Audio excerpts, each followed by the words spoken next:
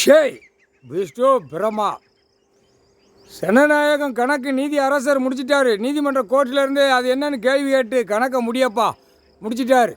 கொடியை தூக்கி ஜனநாயகம் வச்சுருக்கான். பேப்பர் அடித்து அவனா அச்சு அடித்து விளையாண்டுருக்கான்.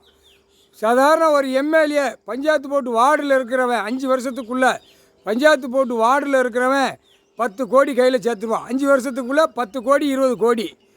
அப்போ இவனுக்கு மேல் அதிகாரி, இதுக்கு மேல் அதிகாரி, அதுக்கு மேல் அதிகாரி, அடுத்து முதலமைச்சர், மந்திரி, எம்பி. எப்படி ஒரு 5 வருஷத்துக்குள்ளே ஒரு எம்எல்ஏ உள்ள கணக்கு, எம்பி கணக்கு அவன் லட்ச கோடி.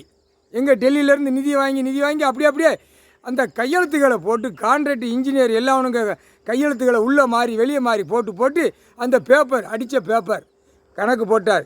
அடுத்தாப்புல மந்திரி அவன் இத்தனாயிரம் கோடி 5 வருஷத்துக்குள்ளே. அடுத்தாப்புல முதலமைச்சர் இத்தனாயிரம் கோடி. ஏன்னா அந்த ஜனநாயகம் அந்த பேப்பரை கொடுத்து ஓட்டு முத்திரை வாங்குறதுக்கு அந்த பேப்பரில் விளையாடுதான். அப்போ அந்த பேப்பர் கணக்கு கேள்வி கேட்கார்.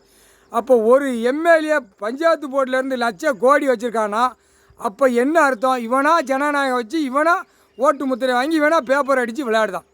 எல்லா கிடக்கிற சிவன் கோயில் ஆலயத்துக்கு எல்லா கோயில் உள்ள இடத்துல பூரா குளத்துலேருந்து மண்ணள்ளி வீடை கட்டியிருக்கான். நீதிமன்ற கோர்ட்டில் பதில் சொல்ல போறியா இல்லையாப்பா? அந்த கணக்கு கேள்வி கேட்காரு. அந்த கேள்வி உலக நாடே கட்டியிருக்கான். இந்தியா நாடு முழுவதும் கட்டிதான். தமிழ்நாட்டில் இன்னும் விரிச்சு போட்டு கட்டுதான். கணக்கு விட்டு நான் திருந்தலைன்னா அப்போ என்ன அர்த்தம்? குளத்து மண்ணை அள்ளுனதுக்கு வீடை கட்டினதுக்கு அதிகாரி கையெழுத்து போட்ட பஞ்சாயத்து போட்டு வார்டிலேருந்து எம்எல்ஏ எம்பி இவன் யார் டிஓ தாசில்தார் கலெக்டர் எல்லாரும் கையெழுத்து போட்டிருக்கான்ல, அனைத்து குளத்தில் மண்ணள்ளி இவ்வளோ வீடு கட்டியிருக்கான். எனக்கு பதில் சொல்லு அப்படின்ட்டார். ஒரு ஆதார கார்டில் இருப்பு இடம் எவ்வளவு, அவனுக்கு படுக்கிற இடம் எவ்வளவு, ஆணுக்கு பெண்ணுக்கும். அந்த கேள்வி கேட்காரு. கணக்கு வரணும்ட்டார்.